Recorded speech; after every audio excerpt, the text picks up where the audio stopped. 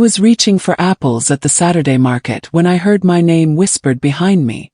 That's Margaret Ellis. Can you believe she's taking money again? My hand froze halfway to the fruit basket.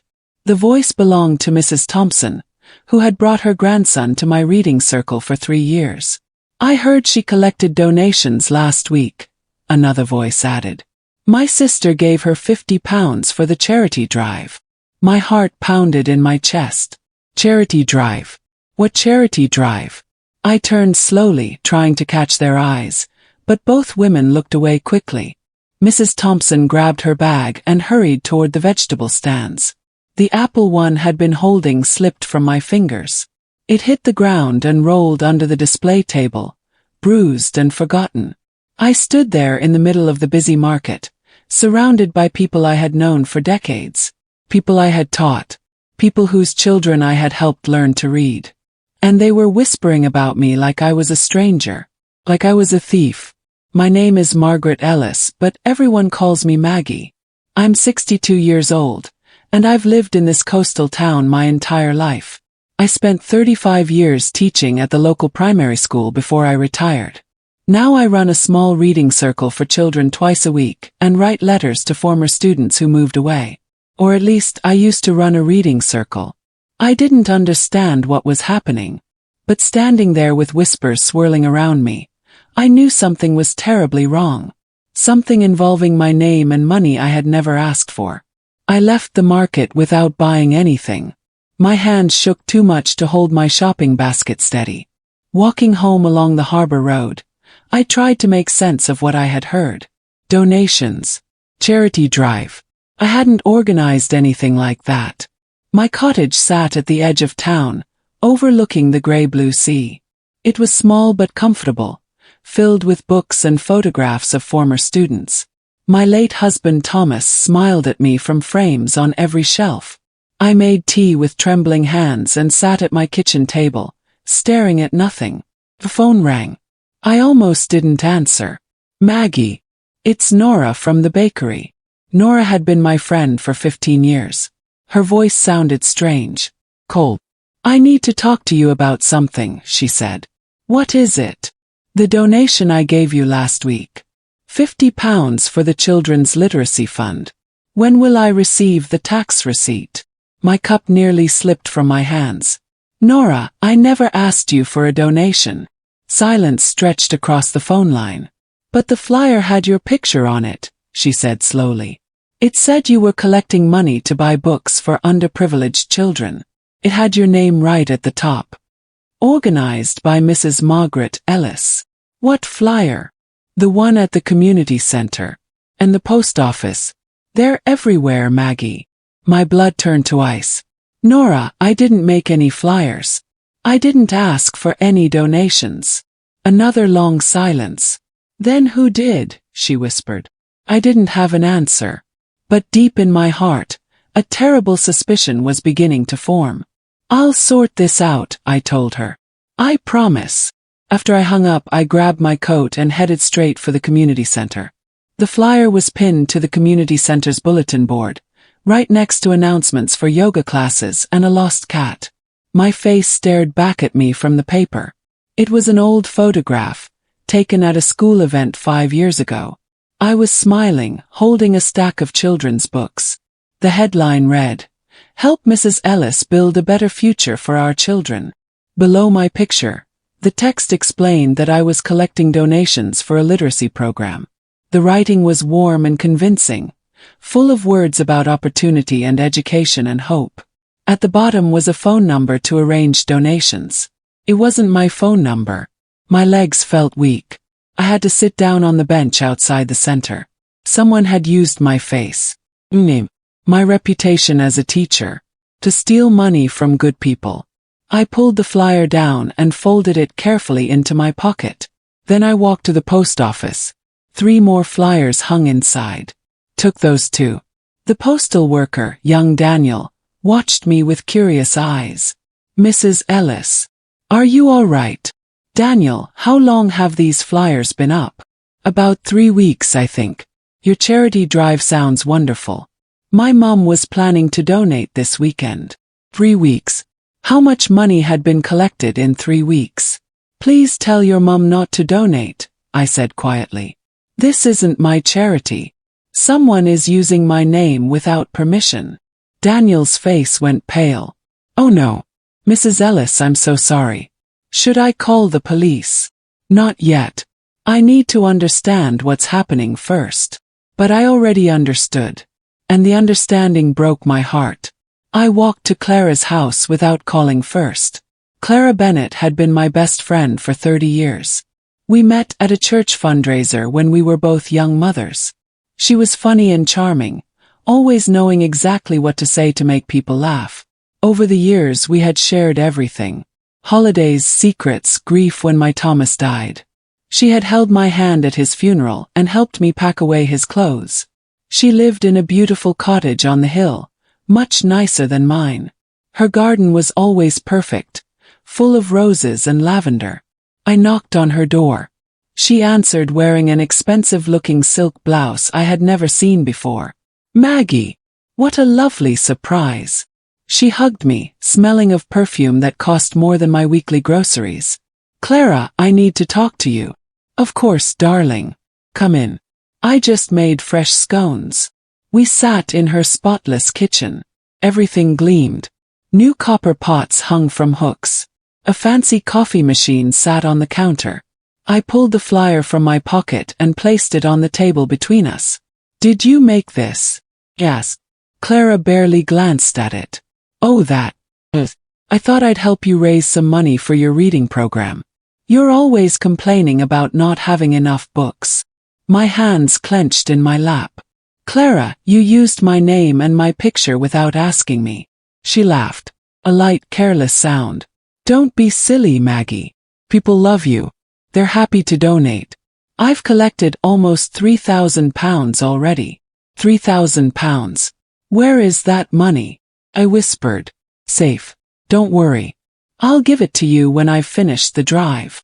I never asked you to do this. She waved her hand dismissively. You're too humble, that's your problem. Someone needed to take initiative. This is fraud, Clara. Her smile finally faded. Don't be dramatic. Please subscribe, like and share for more, thanks. I stood up from Clara's table, my whole body shaking. People think I'm asking them for money. They're giving it to you, thinking it's going to me. That's fraud, Clara. That's illegal. She stood too, her face hardening. It's for a good cause. What does it matter whose name is on the flyer? It matters because it's my name.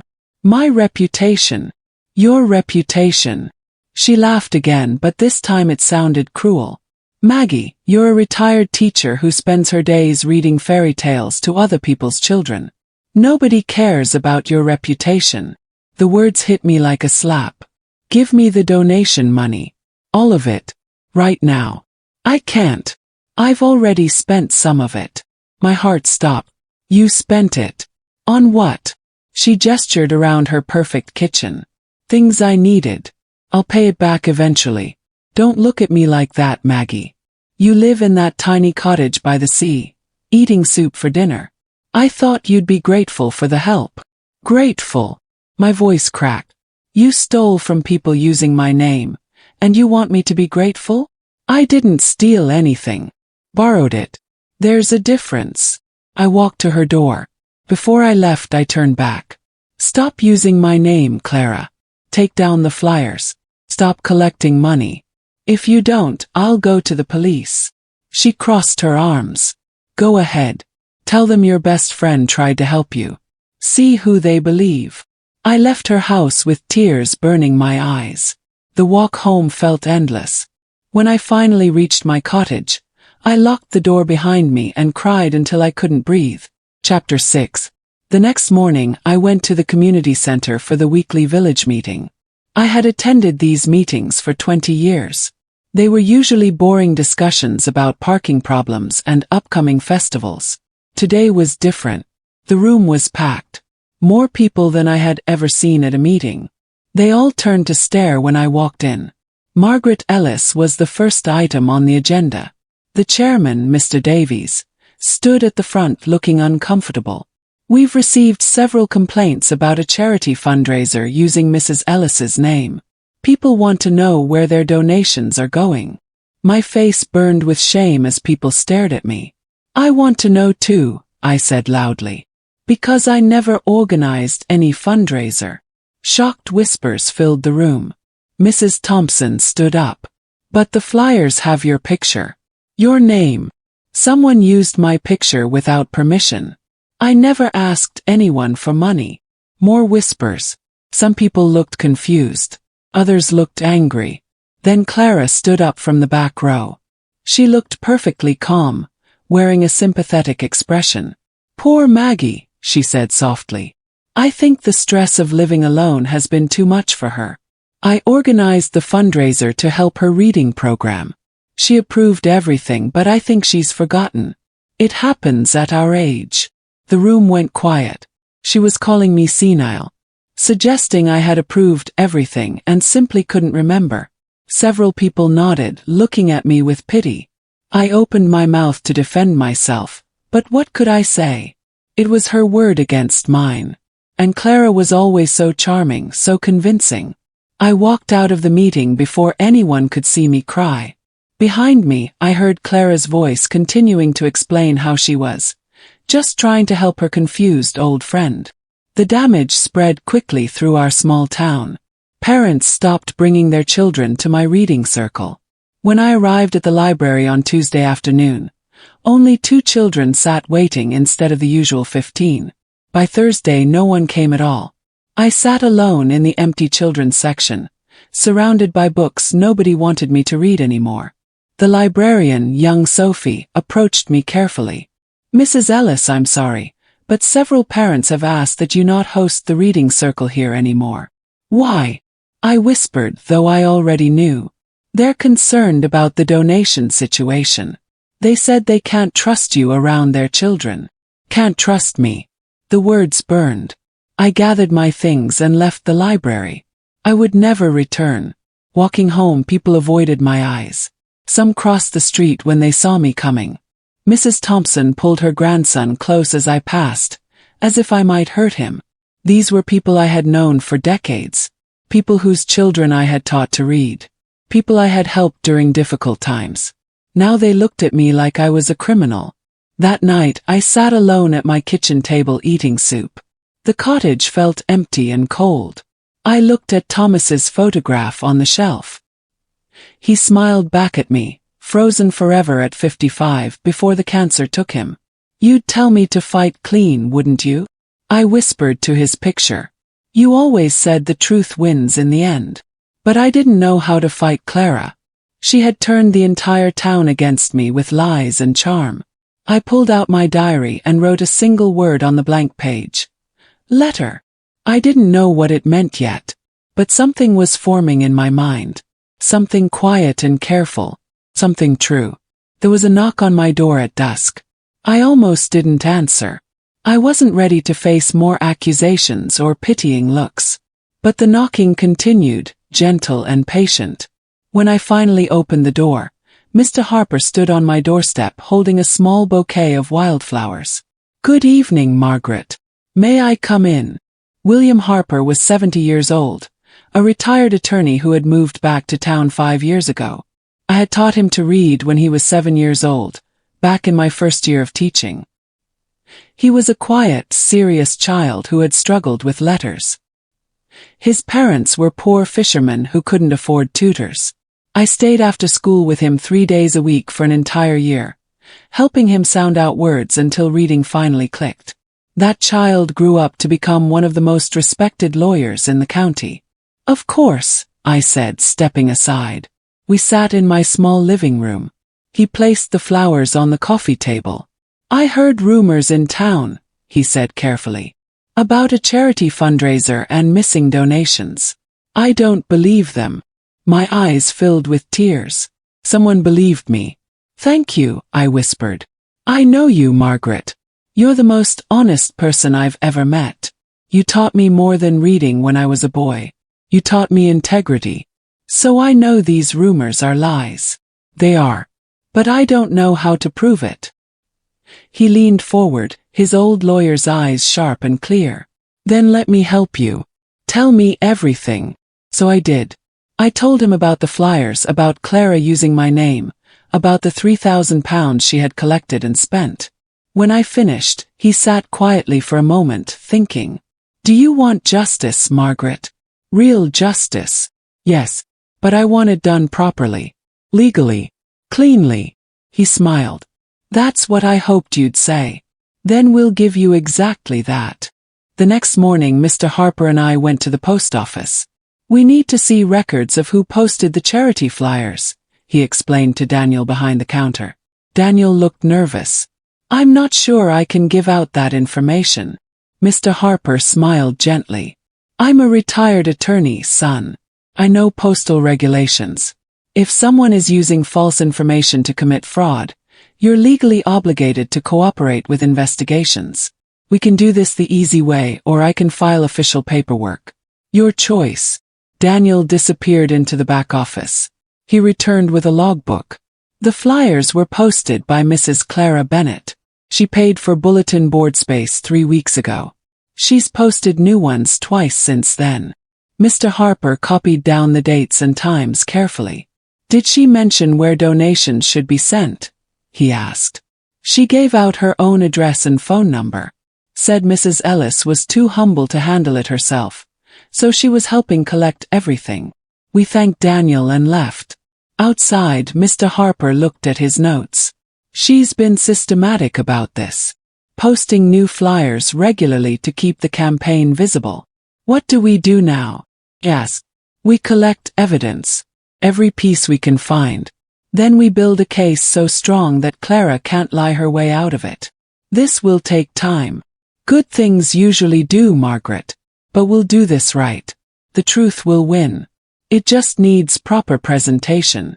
We spent the rest of the day visiting every location where flyers had been posted. The community center, the grocery store, the church, the library. Each location had records showing Clara Bennett as the person who posted them. By evening we had a folder full of documentation. Tomorrow we talk to the donors, Mr. Harper said. Over the next week, Mr. Harper and I quietly spoke with everyone who had donated money to Clara's fake charity. Mrs. Thompson had given £50. The bakery owner had given £75. The grocery store manager had donated £100. A widow named Mrs. Peters had given £200, money she could barely afford. Each person showed us the handwritten receipt Clara had given them. Every receipt bore a signature. But it wasn't Clara's signature. It was mine. Or rather, it was a copy of my signature. She forged these, Mr. Harper said, examining the receipts under his magnifying glass. Look at the pressure points. These weren't signed by hand. They were traced or copied. How did she get my signature? Yes. He thought for a moment. Do you remember signing anything for her recently? Permission slips. Documents. Then I remembered. 3 months ago, Clara had asked me to sign a petition to save the local library from budget cuts. I had signed without reading it carefully. She must have practiced copying your signature from that, Mr. Harper said grimly. Or she scanned it and printed copies. Is that illegal? Very illegal. It's forgery. Which means every receipt is evidence of a crime. We collected copies of all the receipts. 23 people had donated. The total was £3,847. Mr. Harper created a detailed spreadsheet. Donor names, amounts, receipt numbers. Now we need to trace where the money went, he said. Clara told me she spent some of it. On her kitchen renovations, I think. Then we'll need bank records. Can you remember if she ever mentioned which bank she uses? Thought hard. Coastal Credit Union. She complained once about their parking. Good. I'll make some calls. He left my cottage that evening with his folder of evidence, looking determined. I sat alone with my tea, feeling something I hadn't felt in weeks. Oh, Mr. Harper had connections from his years as an attorney. Within 3 days, he had Clara's bank records. He spread them across my kitchen table, pointing at highlighted transactions. Look at these deposits. Small amounts from different sources, all going into her personal account. The dates match the donation receipts exactly. I leaned closer. £50 on March 12th. £75 on March 15th. £100 on March 18th. She wasn't even trying to hide it, I whispered. Why would she? She thought you'd never fight back. She thought you'd just accept it quietly and move on. He was right. That's exactly what the old Maggie would have done. I had always avoided conflict, always chosen peace over confrontation.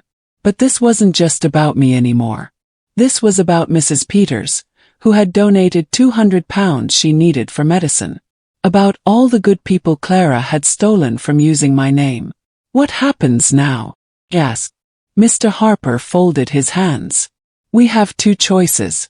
We can go to the police right now with this evidence. Clara will be arrested, charged with fraud and forgery. She'll likely go to prison. What's the other choice? We handle this quietly, in a way that gives you your reputation back without destroying the entire town's peace. I thought about Clara in prison. Part of me wanted that. But another part of me remembered 30 years of friendship. The woman who held my hand when Thomas died. If we go to the police and she's arrested, everyone will know, Mr. Harper continued. There will be a trial. Testimony. The newspapers will cover it.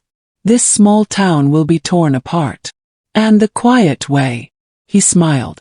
That's where your teaching skills come in, Margaret. We make Clara confess and return the money without a public scandal.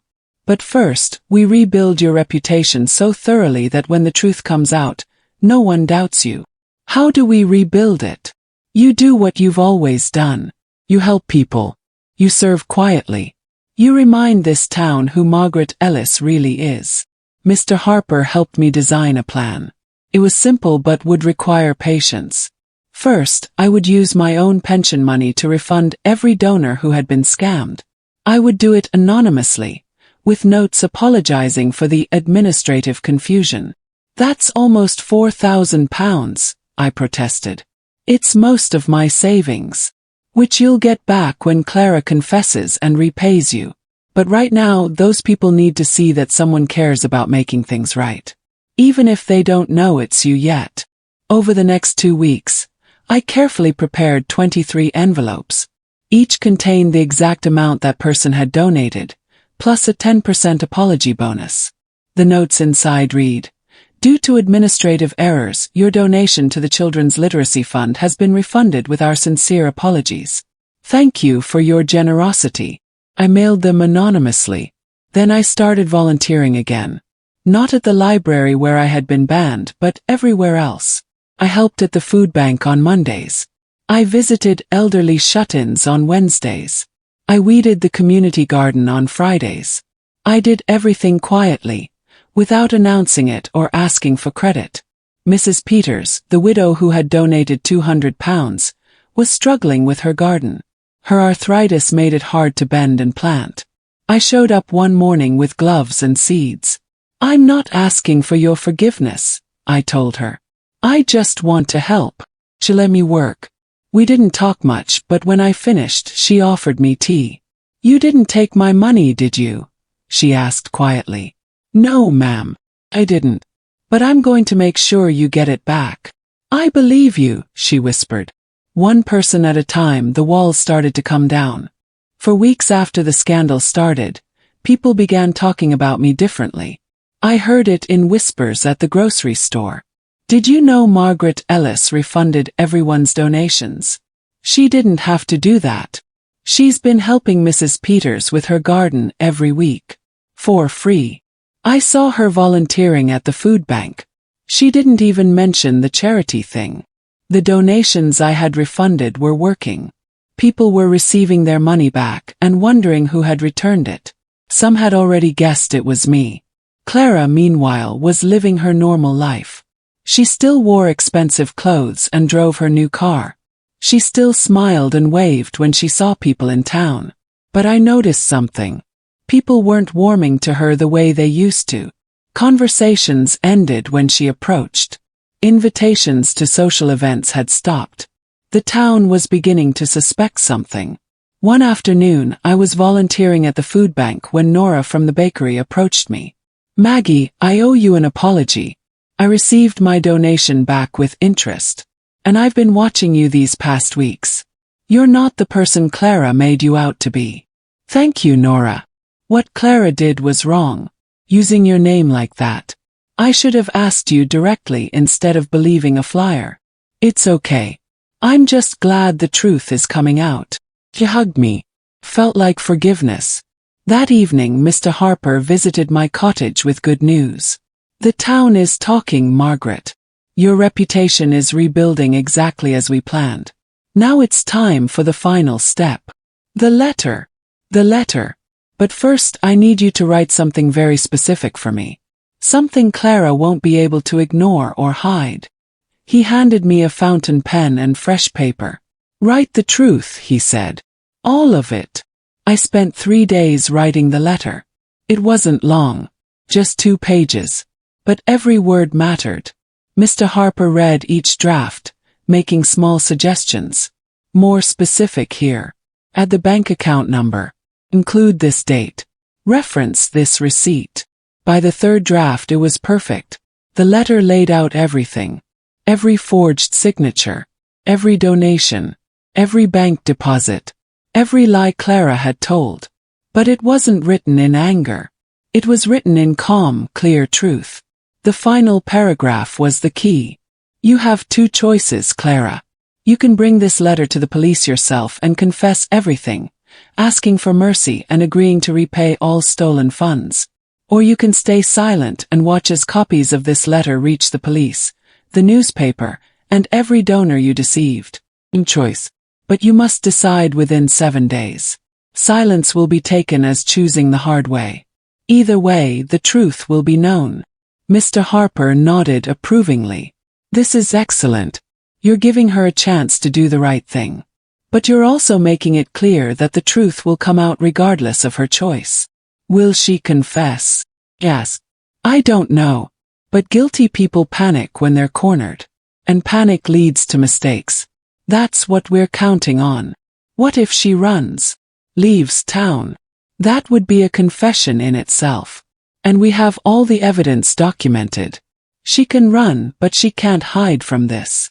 I sealed the letter in a cream envelope. I used my personal wax seal on the back, pressing my initials into the red wax. "M.E. Who will deliver it?" "Yes, I will. Personally. And I'll watch her face when she opens it." The next morning, Mr. Harper posted the letter himself. Clara would receive it the following day. Then we would wait and see what she chose. Truth or consequences. Confession or exposure. Either way, justice was coming. Mr. Harper called me the day Clara received the letter. "I watched through her window from the street," he said. "I know that sounds intrusive, but I needed to see her reaction." "What happened?" "She opened it at her kitchen table. I saw her face go white. Her hand started shaking so badly she dropped the pages. She read it 3 times, Margaret. 3 times. Then she grabbed her phone and started pacing. Did she call anyone? I couldn't tell. But she looked terrified. Exactly the reaction we wanted. That night I couldn't sleep. I kept imagining Clara reading my words. Seeing her crimes laid out in black and white. Understanding that everything she'd done had been documented. Would she confess? Or would she fight? The next morning I had my answer. Someone knocked on my door at dawn. I opened it to find torn pieces of paper scattered on my doorstep. A letter. Ripped into tiny pieces. A note was pinned to my door. "You have no proof. Stop threatening me." I gathered the pieces carefully and called Mr. Harper. "She destroyed it," I told him. Good. Good. That was her first panic response. Destroying evidence. But she doesn't know we have copies. And we anticipated this. What do we do now? Now we send the second letter. The one that explains we knew she would destroy the first one. The one that makes it clear this isn't going away. By noon, Mr. Harper had prepared another envelope. This one contained an identical copy of the first letter, plus a new note. Destroying the letter doesn't destroy the truth, Clara. This is copy number 2. We have 10 more ready to mail. Each day you stay silent, another copy goes to someone new. Tomorrow the bank manager. The day after the police. You have 6 days left to choose confession. The clock is ticking. This letter was delivered by hand. Mr. Harper rang her doorbell and handed it to her personally. Margaret Ellis asked me to deliver this, he said calmly. She hopes you'll make the right choice. Clara tried to slam the door. But Mr. Harper's words followed her inside. Running won't work, Clara. The truth has already been written. That evening, Clara showed up at my cottage. I was washing dishes when I saw her walking up the path. She looked different. Her hair was messy. Her expensive clothes were wrinkled. Dark circles shadowed her eyes. She banged on my door. Maggie! Open up. I know you're in there. I dried my hands slowly and opened the door. She pushed past me into my living room, clutching the second letter. What do you want from me? She shouted. Money. Is that it? You want me to pay you? I want you to return what you stole and tell the truth, I said calmly. I didn't steal anything. I borrowed it. I was going to pay it all back. When? After you'd spent it all on your renovations and new clothes. She had no answer for that. £3,000, Clara. You took £3,000 from good people using my name. You forged my signature. You let them think I was a thief. They'll believe me over you, she said, but her voice wavered. I'm more likable. People trust me. Did you read the letter? The bank records? The forged receipts? The testimony from 23 donors? It's all documented. Her face crumbled. Please, Maggie. We've been friends for 30 years. Don't do this to me. I didn't do anything to you, Clara. You did this to yourself. If you expose me, I'll lose everything. My reputation. My house. Everything. I lost all of that because of you. And I'm rebuilding it through honesty. You can do the same. But first, you have to tell the truth. She stared at me with something like hatred. I won't confess to anything. You can't make me. You're right. Can't make you. But the evidence will speak for itself. With or without your confession. She threw the letter at my feet and stormed out. After she left, I picked up the letter and smoothed it carefully. Mr. Harper had been right. Guilty people panic. And Clara was panicking badly. The next 3 days were quiet. Clara didn't call. Didn't visit. Didn't respond to the letters. Mr. Harper and I waited. She's trying to figure out how to escape this, he said. Looking for loopholes. Talking to lawyers, probably. Will she find a way out? No. The evidence is airtight. But she'll waste time trying. On the 4th day something changed. The bank manager called Clara in for a meeting. Someone had filed a complaint about suspicious deposits into her account. That someone was Mr. Harper. On the 5th day, a reporter from the local newspaper started asking questions about the charity fundraiser. Someone had sent them an anonymous tip about donation irregularities. That someone was also Mr. Harper. On the 6th day, 3 donors filed formal complaints with the police, demanding an investigation into where their money had gone. Mr. Harper had contacted them personally, showing them evidence and encouraging them to take action. You said we'd do this quietly, I told him. We are. We're just helping the truth travel at the right speed. Clara had 7 days to confess. He chose silence. So now the truth is finding its own voice. By the 7th day, police officers were knocking on Clara's door. I watched from my cottage window as they stood on her doorstep, asking questions. She looked small and scared, nothing like the confident woman who had used my name to steal. That evening, Mr. Harper came to my cottage with news. She's hired a lawyer. She's claiming innocence, saying the donations were legitimate and properly handled. She's calling you confused and vindictive. Will they believe her? Not after they see the evidence.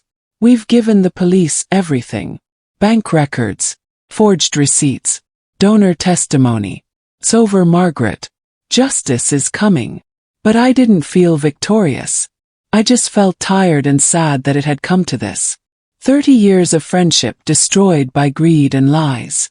The investigation moved quickly. Police interviewed every donor.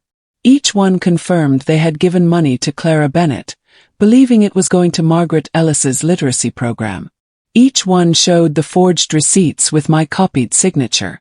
The bank provided records showing all deposits went into Clara's personal account, not a charity account. Clara's lawyer tried to argue that she had intended to give the money to me eventually, that it was just poor record-keeping, not fraud. But the police found something else. Clara had used some of the donation money to pay for her kitchen renovation. The contractor confirmed receiving payment from her account during the same time period as the donations. She had also bought new furniture, new clothes, and a weekend vacation. All paid for with money stolen in my name. The evidence was overwhelming. 10 days after the investigation started, Clara was formally charged with fraud and forgery. The news spread through town like wildfire. People who had defended Clara suddenly went quiet. Those who had doubted me started apologizing. Mrs. Thompson brought her grandson back to my reading circle. "I'm so sorry, Mrs. Ellis. I should have known you'd never do something like this. Nora from the bakery made me a special cake. For being stronger than all of us," she said. Even the parents who had banned me from the library wrote a letter asking me to return. But the apologies felt hollow. They had abandoned me so quickly, believed lies so easily. Still, I accepted their apologies with grace. Because that's what Thomas would have wanted me to do. "Forgive them," I imagined him saying. "They're human. Humans make mistakes." So I forgave them. But I didn't forget. Clara's trial was scheduled for 3 months later. In that time, something shifted in town. People started treating me differently. Not just with apology but with respect. They understood now that I had rebuilt my reputation through quiet action, not loud accusations. That I had repaid the donors from my own savings. That I had helped people even when they doubted me. The local newspaper wrote an article, "Margaret Ellis, a study in quiet integrity." I didn't read it. I didn't need their praise any more than I had needed their doubt. But Mr. Harper read it to me over tea one afternoon.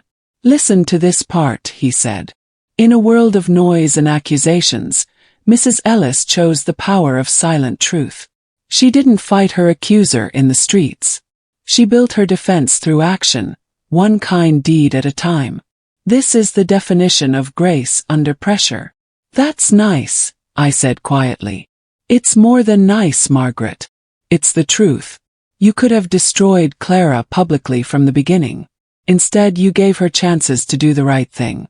That says everything about who you are." Clara, meanwhile, had become a ghost in town. She stopped going out. Her curtains stayed closed. Her garden, once so perfect, grew wild and unkempt. I saw her only once during those 3 months. She was leaving the grocery store as I was entering. Our eyes met for a brief moment. She looked broken. The confident charm had vanished completely. Part of me felt pity. But a stronger part remembered Mrs. Peters and all the others she had hurt. "The trial starts next week," Mr. Harper said. "Are you prepared to testify?" "Yes. I'll tell the truth. That's all I can do. That's all you've ever done, Margaret. That's why you'll win." But I didn't feel like I was winning anything. Clara had been my friend for 30 years. Watching her face criminal charges didn't bring me joy. It just brought a deep, sad certainty that some betrayals can never be repaired. Only survived. The trial lasted 1 week. The courtroom was small but packed with townspeople. Everyone wanted to see what would happen. I sat in the front row with Mr. Harper beside me.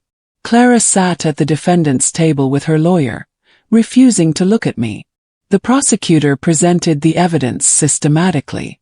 Bank records, forged receipts, donor testimony. The contractor who had been paid with stolen money. Each piece of evidence was damning.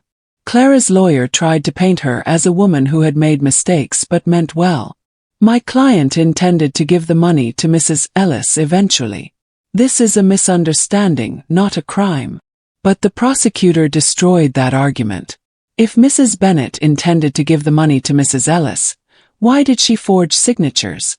Why did she lie to donors about where the money was going?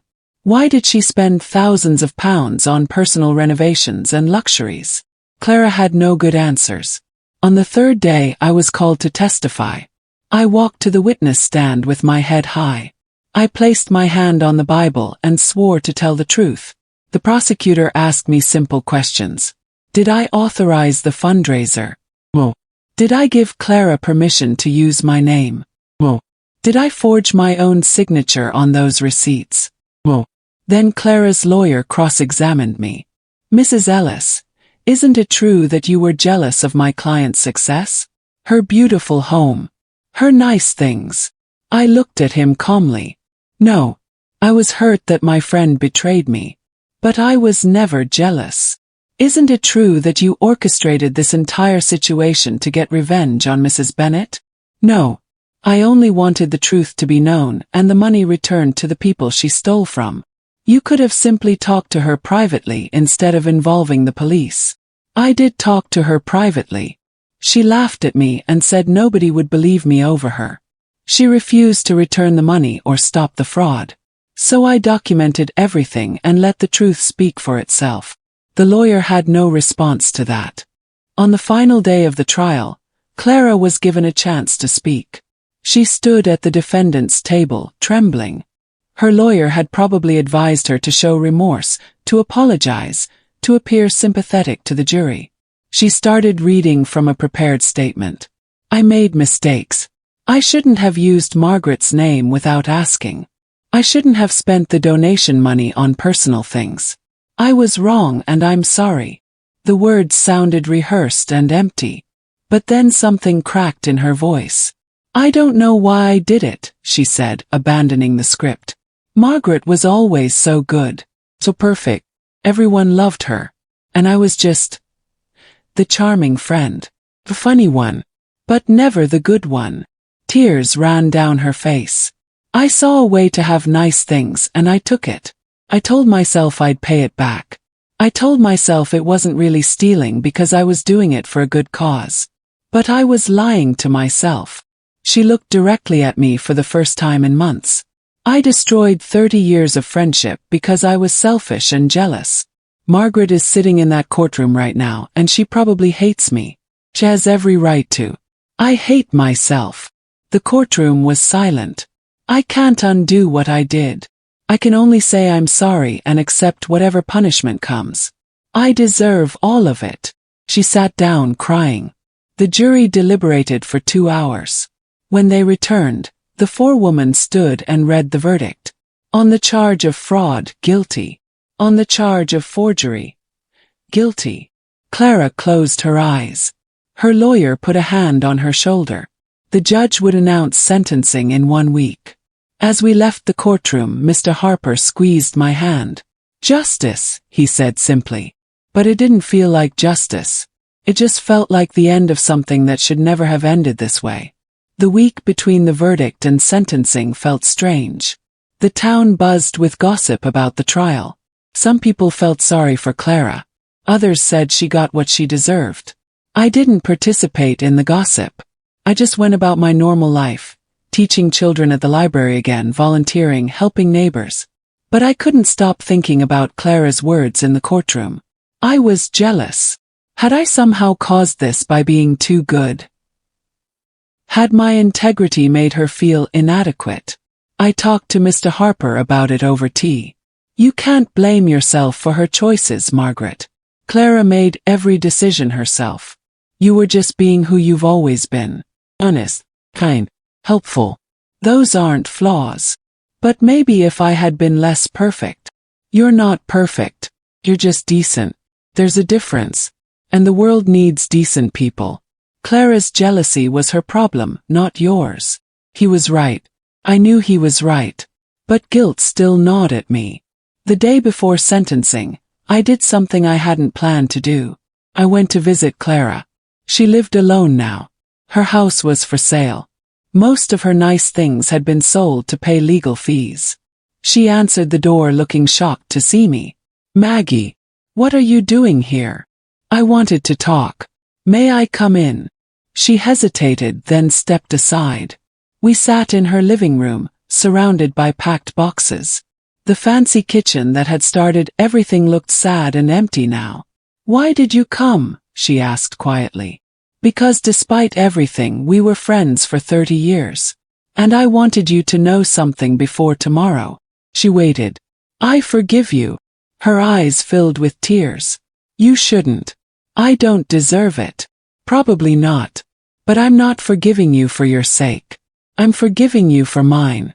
I don't want to carry hatred for the rest of my life." "I destroyed everything," she whispered. "Yes, you did. But you can rebuild, Clara. It won't be easy. It will take years. But you can become someone better than who you were." She cried then, really cried, in a way that seemed to come from somewhere deep and broken inside her. I didn't hug her. I didn't comfort her. I just sat with her while she cried. Then I stood to leave. "Thank you for coming," she said. "Even though I don't deserve it. Nobody deserves grace, Clara. That's what makes it grace." The sentencing hearing was short. The judge was a stern woman in her 60s who had reviewed every document in the case. "Mrs. Bennet, you abused a friendship of 3 decades. You stole from good people who trusted you. You forged documents and lied repeatedly. You showed no remorse until you were caught." Clara stood with her head bowed. "However, you have no prior criminal record. You did eventually express genuine remorse. And Mrs. Ellis herself has spoken to me privately, asking for leniency." I had written the judge a letter the night before, explaining that while Clara should face consequences, I didn't want her life completely destroyed. "Therefore, I sentence you to 18 months in county jail, with a possibility of early release after 12 months for good behavior.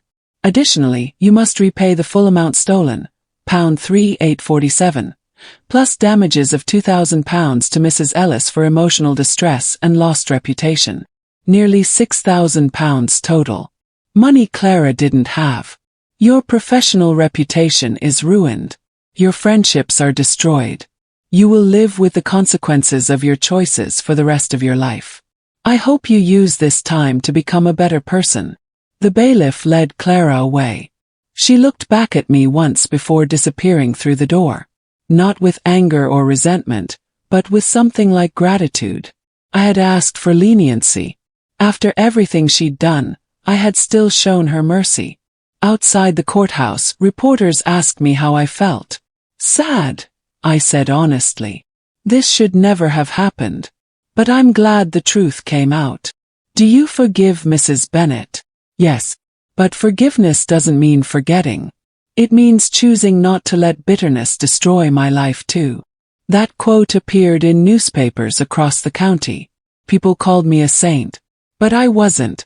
I was just a woman who had learned that carrying hatred hurts the carrier more than the hated. I went home that evening and had a simple dinner of soup and bread. Justice had been served. The truth had won. But the victory felt hollow. The days after sentencing were strange. Clara was in jail. Her house sold quickly to a young family. Her garden was torn up and replanted.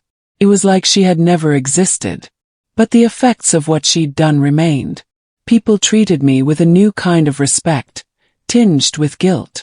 They knew they had doubted me, and they were trying to make up for it. I received invitations to dinner parties, requests to speak at community events, offers to write my story for magazines. I declined most of them. I didn't want fame. I just wanted my quiet life back. But Mr. Harper had a different idea. "Margaret, the donations Clara stole have been repaid by the court. But there's still £2,000 in damages awarded to you. What if we did something meaningful with that money?" "Like what?" "Start a real literacy fund. The thing Clara pretended to create.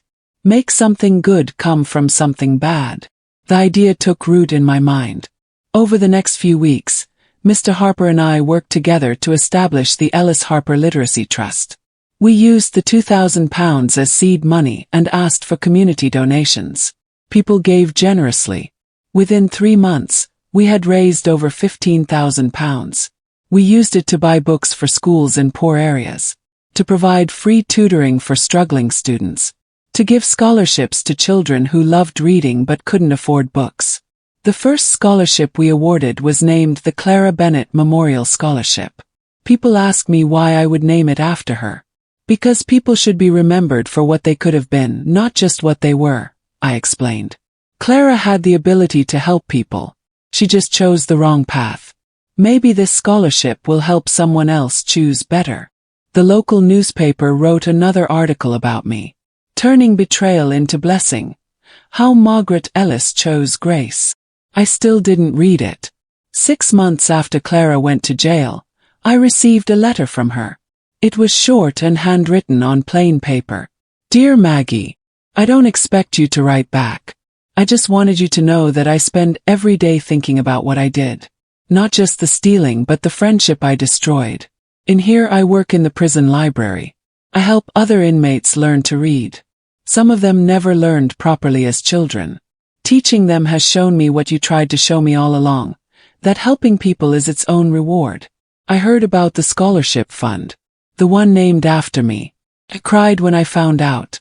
I don't deserve that kindness. But maybe that's the point.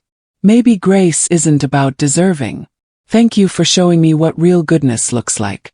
I'm trying to learn it, even though I'm starting very late. With regret and hope, Clara.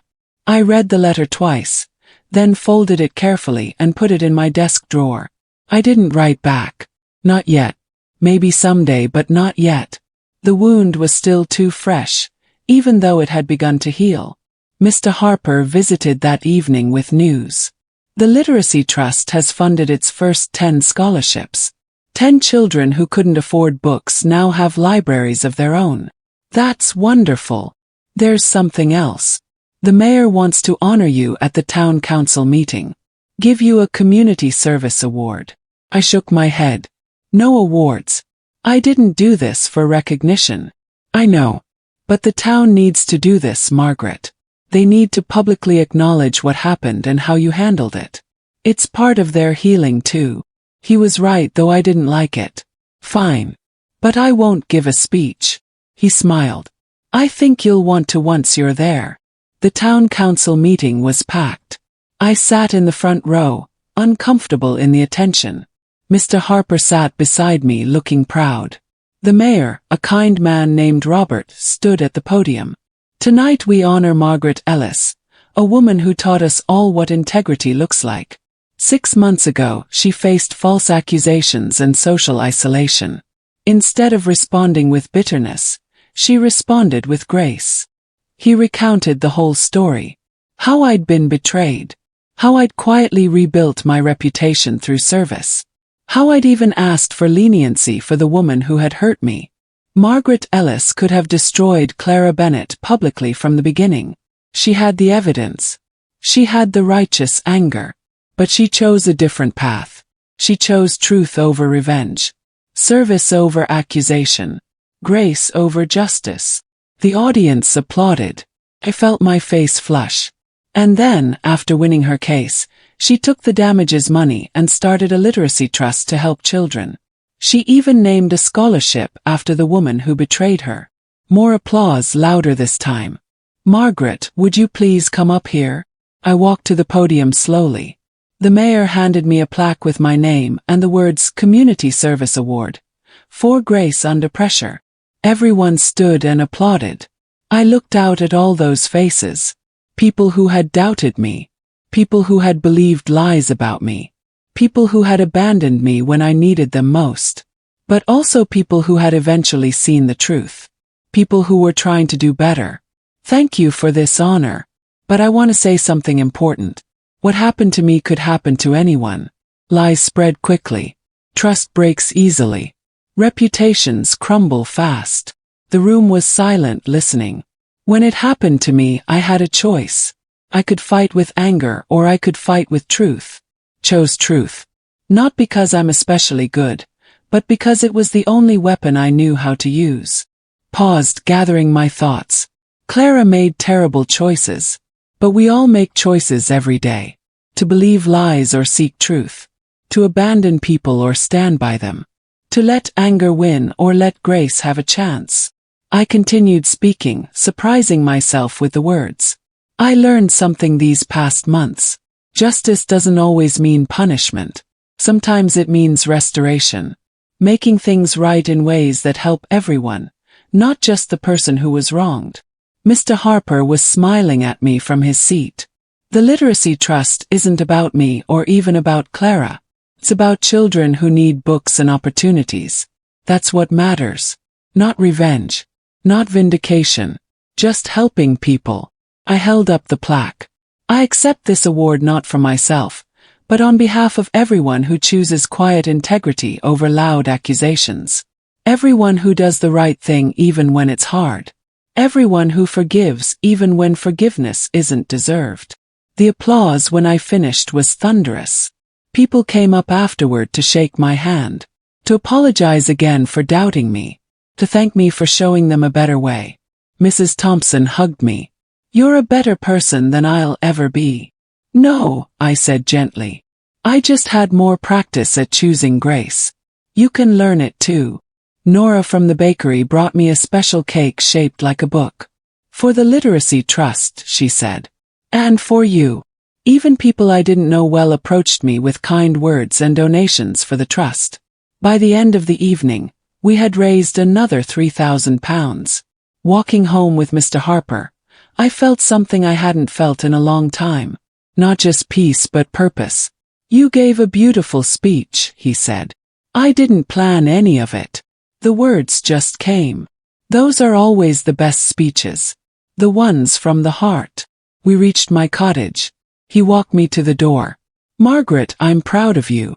Not just for surviving betrayal, but for turning it into something good. That takes a rare kind of strength. I had good help, I said, looking at him. Thank you for everything. It was my honor. You taught me to read when I was 7. This was just returning the favor. Months passed. Life settled into a new normal. The Literacy Trust grew. We expanded to 3 neighboring towns. Dozens of children received scholarships and free books. I returned to teaching my reading circle at the library. Attendance was better than ever. Parents brought their children and stayed to listen, sitting cross-legged on the floor like kids themselves. I read them The Wind in the Willows, Peter Pan, Charlotte's Web. Stories about friendship and loyalty and doing the right thing. The children listened with wide eyes. They didn't know about Clara or the betrayal or the trial. They just knew I was the lady who brought stories to life. That's all I wanted to be remembered for. One afternoon, Mr. Harper brought me an envelope. This arrived at the trust office today. I think you should open it. Inside was a check for £5,847. The exact amount Clara had stolen, plus the damages she owed me. A note was attached in Clara's handwriting. This is everything I owe you. Took me 8 months of saving, but I finally have it. I worked extra shifts in the prison library and sold everything I had left. Please use it for the Literacy Trust. Let something good come from my mistakes. I'm released next month. I don't expect forgiveness or friendship. I just want you to know I'm trying to be better. See. I stared at the check for a long time. She kept her word, Mr. Harper said quietly. That's growth. Should I deposit it? Yes. That's your decision. But it seems like she's genuinely trying to make amends. I deposited the check that afternoon. The full amount went into the Literacy Trust. We now had enough money to fund scholarships for 3 years. Clara was getting out of jail next month. I didn't know if I'd see her or what I'd say if I did. But I hoped she had learned what I tried to teach all those years ago. That goodness is a choice made every day, one action at a time. And it's never too late to start choosing better. Clara was released from jail on a Tuesday morning. I didn't go to meet her. That felt like too much too soon. But I heard through town gossip that she had moved into a small apartment on the edge of town. She got a job at the hardware store, stocking shelves and helping customers. People said she kept to herself. Didn't try to make friends. Just worked and went home. A few weeks after her release, I saw her at the grocery store. We both froze in the produce section, holding vegetables like shields. She looked different, thinner, older, but also somehow cleaner, like something heavy had been washed away. "Maggie," she said quietly. "Clara." Silence stretched between us. "Thank you for depositing the check," she finally said. "I wasn't sure you would. It's going to help a lot of children." "Good. That's good." More silence. "I don't expect us to be friends again," she said. "I know I destroyed that. I just want you to know I'm trying to live differently. To be different." I studied her face. She looked sincere, humbled. "I believe you," I said. Her eyes filled with tears. "That means everything." "But Clara, believing you're trying and trusting you again are two different things. Trust takes time to rebuild. A lot of time." "I understand. I'm not asking for trust. Just acknowledgement that I'm trying." "I acknowledge that. And I hope you keep trying." She nodded, wiping her eyes. "I will. Every day." We parted then, going to different aisles. It wasn't reconciliation. It wasn't friendship restored. But it was a beginning. The smallest, most fragile beginning. Maybe that was enough. A year after the trial, the Literacy Trust held its first anniversary celebration. We had funded 30 scholarships, provided books to 12 schools, helped over 200 children discover the joy of reading. The celebration was held at the library. Children read their favorite passages from books the trust had given them. Parents shared stories of how literacy had changed their families. I sat in the back watching. This was their moment, not mine. Mr. Harper sat beside me looking proud. "You did this, Margaret. We did this. All of us. But you started it. You chose to turn betrayal into blessing." Near the end of the celebration, something unexpected happened. The door opened and Clara walked in. She stood at the back, trying to be invisible. She was there to witness what her mistakes had inadvertently created. Some people noticed her and whispered. But nobody asked her to leave. I stood and walked over to her. "You came," I said. "I hope that's okay. I just wanted to see what good came from all the bad." I gestured to the room full of happy children holding books. "This is what came from it." Tears rolled down her face. "I wish I had helped create this the right way. Through honesty instead of theft. You can help create it now. The trust always needs volunteers." She looked shocked. "You'd let me volunteer? Everyone deserves a second chance, Clara. You paid your debt. You served your time. Now you get to choose who you become next. I don't think people would want me around their children." "Then prove them wrong. Show them you've changed through actions, not words." She wiped her tears. "I'd like that. If you're sure." "I'm sure. But Clara, one condition." "Anything. If you volunteer, you do it quietly. No recognition. No praise. Just service. Can you do that?" She smiled, a real smile for the first time. "Yes, I can do that." And she did. Clara started volunteering at the Literacy Trust office every Saturday. She organized donation records, filed paperwork, answered phone calls from families asking about scholarships. She worked quietly in the back room, never seeking attention or praise.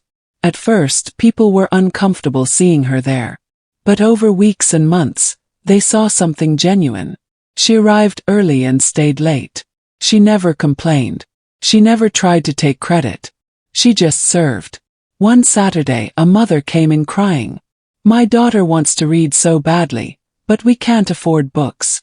The scholarship application deadline already passed. Is there anything you can do?" Clara looked at me. I was teaching a class in the other room and hadn't heard.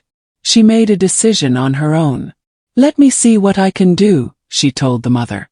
Clara used her own money, her hardware store wages, to buy 20 books for the little girl.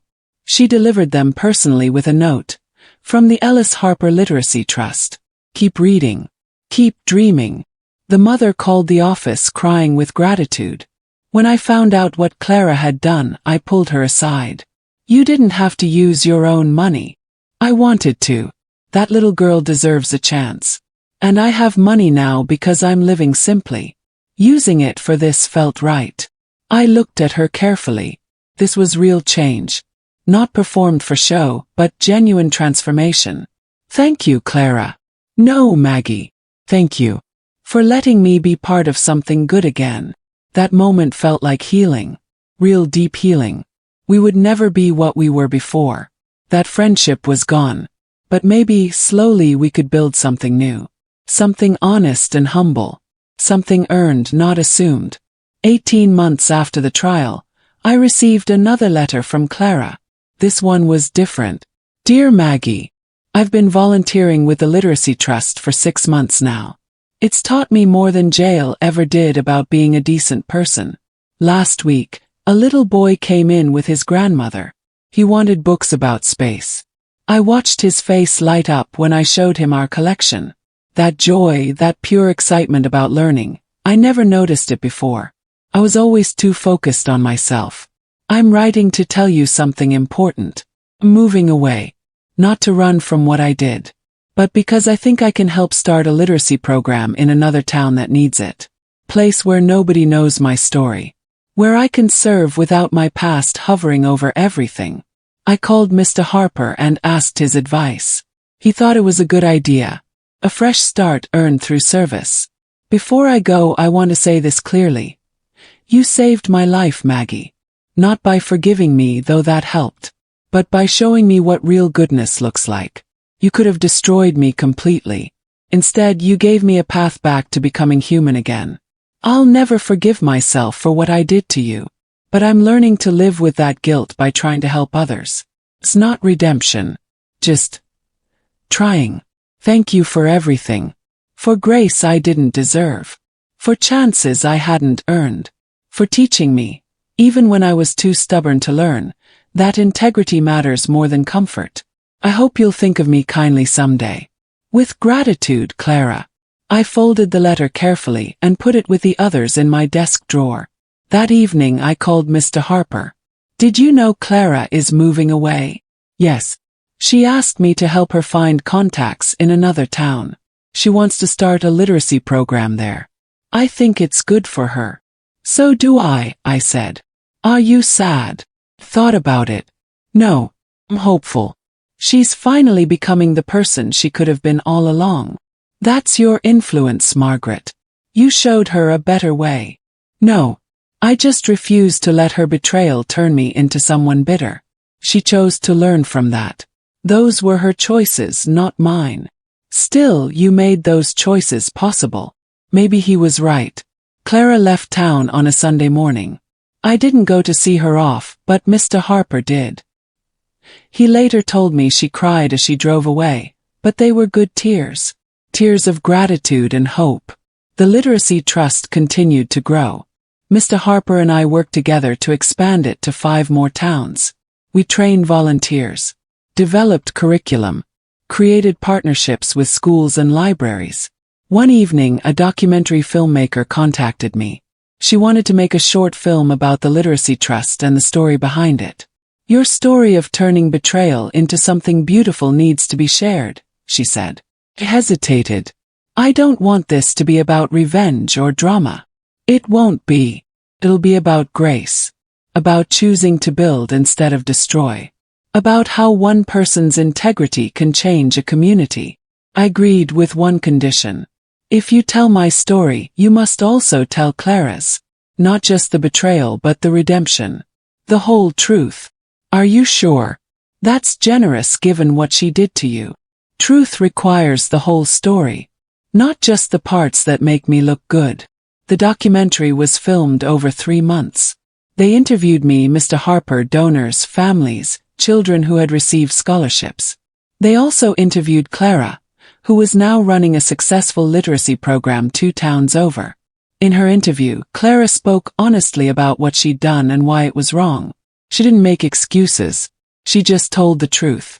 I betrayed the best person I knew because I was jealous and selfish, she said to the camera. Maggie Ellis showed me grace I didn't deserve.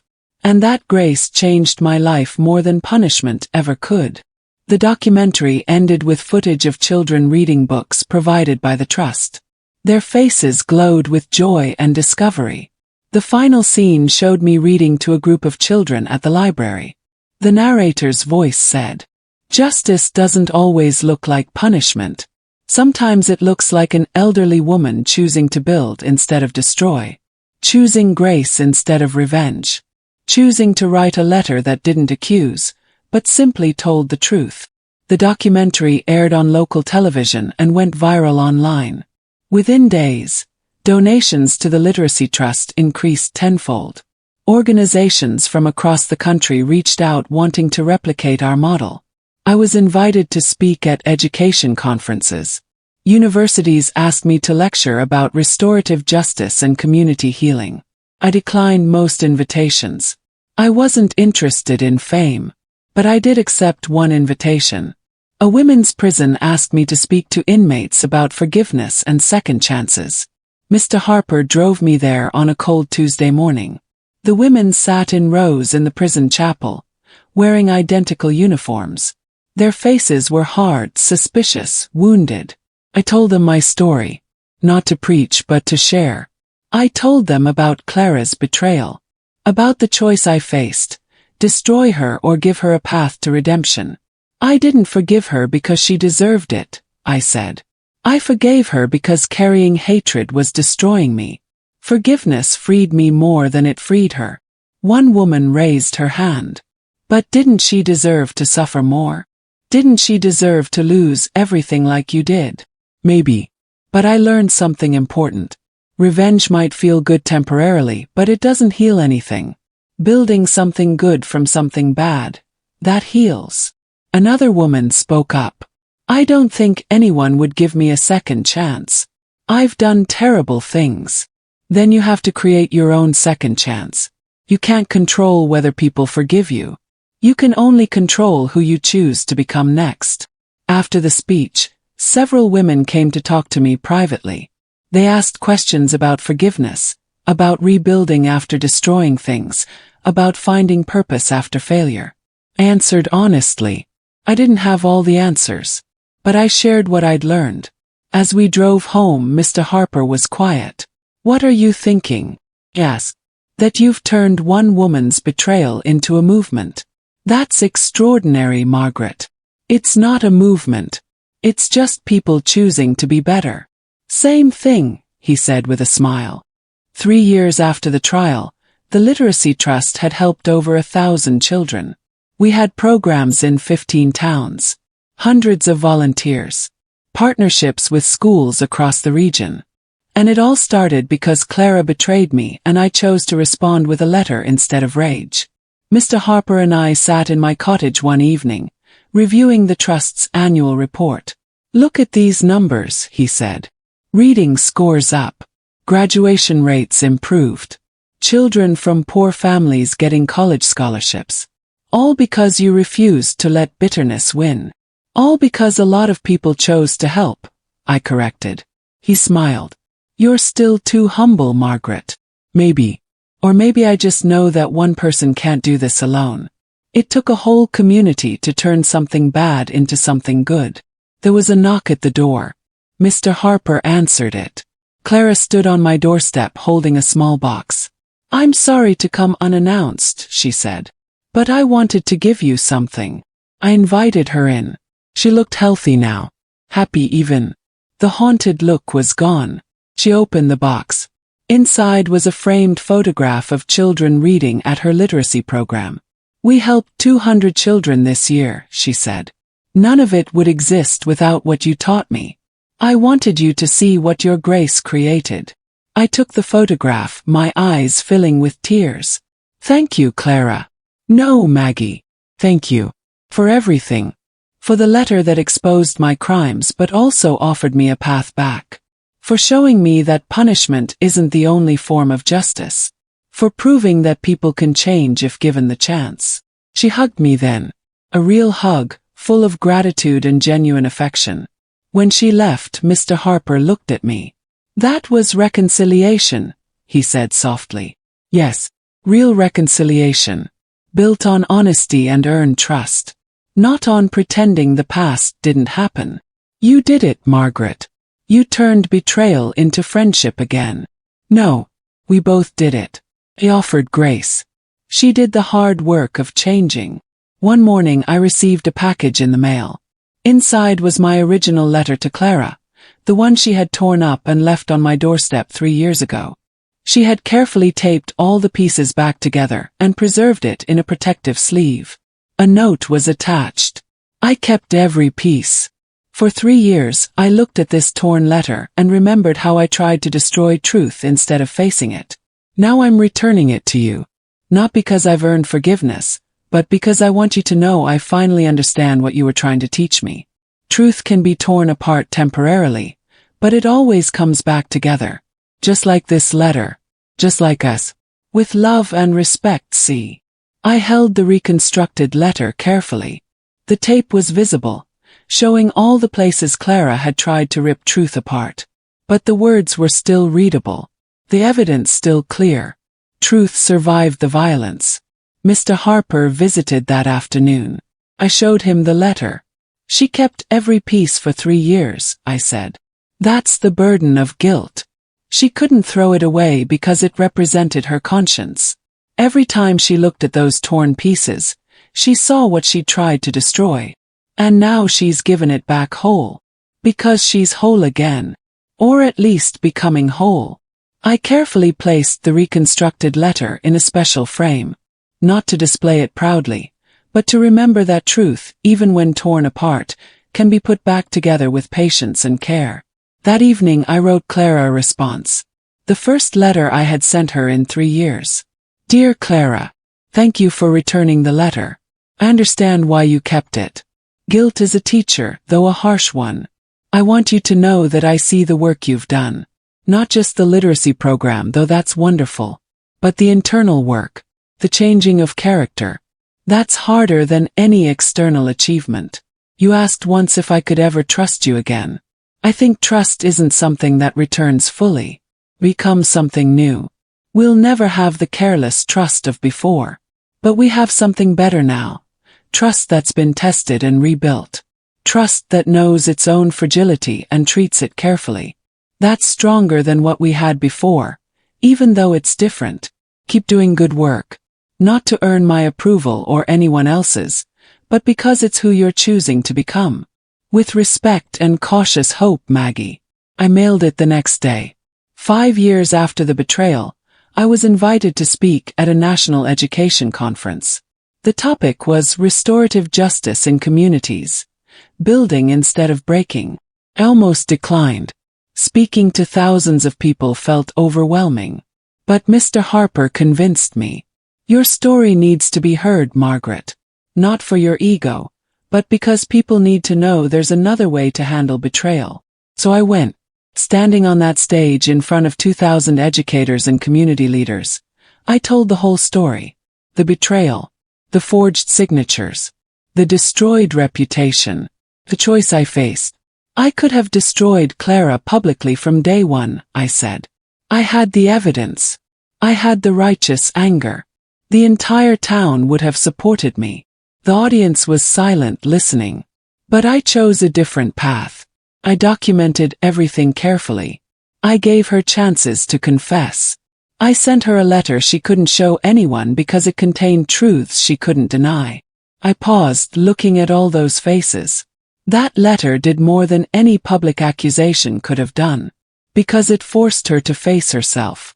To see her crimes written in calm, undeniable truth.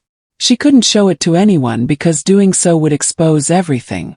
The letter became her conscience made visible. Someone in the audience raised their hand. But didn't she deserve public humiliation? Immediate consequences. Maybe. But consequences came anyway. Legal consequences. Social consequences. The difference was that I gave her space to choose how to face them. Confess or be exposed. Transform or be destroyed. Another voice. What if she had never changed? What if she'd stayed selfish and cruel? Then the letter would have still done its job. The truth would have come out anyway. But I wanted to give her the option of redemption. Not because she deserved it, but because everyone deserves that option. I showed them a slide, the reconstructed letter with all its tape marks. She tried to destroy truth, but truth survives. And eventually, truth heals if we let it. The standing ovation lasted 3 minutes. Afterward, dozens of people approached me with their own stories of betrayal, asking how to respond with grace instead of rage. I told each one the same thing. Document the truth carefully. Give people chances to do right. But don't be a doormat. Grace doesn't mean accepting abuse. It means responding to abuse with strategic truth instead of reactive anger. That evening after the conference, I received a phone call. It was Clara. I watched your speech online, she said. The one at the education conference. What did you think? I think you told the truth. The whole truth. You didn't hide my crimes or make me look better than I was. But you also didn't destroy me. You just presented what happened. That's all truth needs, Clara. Honest presentation. I called to tell you something. Next month, I'm opening a training center for people leaving prison. To teach them job skills and help them rebuild their lives. I'm calling it the Second Chance Center. My throat tightened. That's beautiful, Clara. I'm doing it because someone gave me a second chance. And I want to pass that forward. People who've made terrible mistakes need to know they can become better. You taught me that. I'm proud of you. Thank you. Her voice cracked. For everything. For the letter that exposed me but also offered me a way forward. For not destroying me when you could have. For showing me that justice and mercy can exist together. After we hung up, I sat in the quiet hotel room thinking about the journey we'd both taken. 5 years ago, I was a woman whose life had been destroyed by betrayal. Now I was a woman who had rebuilt that life into something more meaningful than before. 5 years ago, Clara was a thief and a liar. Now she was someone helping others rebuild their lives. Both transformations happened because of one choice. I chose to write truth instead of screaming accusations. Mr. Harper had called it my greatest teaching moment. But it didn't feel like teaching. It felt like surviving and then deciding to use that survival to help others survive too. That's all any of us can do, really. Survive. Then help others do the same. 10 years after the betrayal, the Ellis Harper Literacy Trust celebrated its anniversary with a ceremony at the library. We had helped over 5,000 children, created programs in 40 towns, trained hundreds of volunteers. Clara attended, sitting quietly in the back row like she always did at our events. During the celebration, children read passages from their favorite books. Parents shared stories of how literacy had changed their families. Near the end, the mayor asked me to speak. I stood at the podium, looking at the crowd of people whose lives had been touched by what started as betrayal and became blessing. 10 years ago, my best friend stole money using my name. She forged my signature. She destroyed my reputation. She turned this town against me. The room was silent. I had every right to destroy her in return, to publicly shame her, to make sure she lost everything. I paused, finding Clara's eyes in the back row. But I chose something different. I chose to write the truth carefully and give her space to choose who she wanted to become. That letter, the one she couldn't show anyone because it exposed all her crimes, became the tool of her transformation. Clara was crying silently. She could have stayed bitter and defensive. She could have blamed me for exposing her. Instead, she chose to face what she'd done and become someone better. I gestured around the room. Everything you see here, every child helped, every book donated, every life changed, exists because 2 women chose difficult paths. I chose grace over rage. She chose growth over defensiveness. Together, those choices created something beautiful. The applause was warm and genuine. After the ceremony, Clara approached me. Thank you for telling the whole story. Not just the pretty parts. Truth requires honesty, not editing. She handed me an envelope. I wanted to give you this. Inside was a copy of the same letter I had sent her 10 years ago. She had it professionally preserved and framed. "This letter saved my life," she said simply. "It forced me to see myself clearly. I want you to have it back as a reminder that truth, even hard truth, is an act of love." We hugged then. A long, genuine hug between two women who had walked through fire and come out different but somehow better. "We made it," I whispered. "No," she said. "You made it. I just followed the path you showed me. We both made it. Together. That's the point." That night, I sat in my cottage with a cup of tea and Thomas's photograph. "We did it," I told his smiling face. "We turned something terrible into something good." I thought about the journey, the betrayal, the letter, the trial, the rebuilding, the reconciliation. It had taken 10 years, but justice had been served. Not the harsh, destructive justice of revenge, but the healing justice of restoration. Clara was now running 3 programs: her literacy initiative, the Second Chance Center, and a financial literacy course for people rebuilding after mistakes. I was still teaching children to read at the library every Tuesday and Thursday. The Literacy Trust was now a permanent organization with full-time staff and sustainable funding. And somewhere in all of that, 2 broken women had been made whole again. I opened my desk drawer and pulled out all the letters Clara and I had exchanged over the years. The angry ones, the apologetic ones, the hopeful ones. They told a story of betrayal and redemption, of anger transformed into purpose, of justice served not through destruction but through truth. I thought about that first letter, the one Clara couldn't show anyone because it exposed everything she'd done. That letter had been my greatest act of courage. Not because it accused her, but because it trusted truth to do its work. Truth doesn't need volume, just needs clarity. Truth doesn't need rage, just needs patience.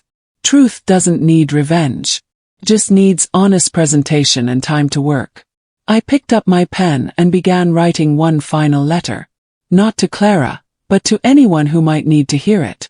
Dear friend, if someone betrays you, you have choices. You can destroy them with rage. Or you can document the truth carefully and let truth do its work. Chose truth.